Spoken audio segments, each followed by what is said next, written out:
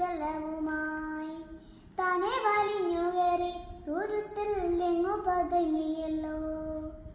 ആമക്കുറുത്തുള്ളര ചേരത്തും വെറ്റില ചെല്ലത്തിലും ഭൂമിയെ പടയിടും അത്രയും വെറ്റില ഇട്ടു വയ്ക്കാൻ കുഞ്ഞിളം പാവേ.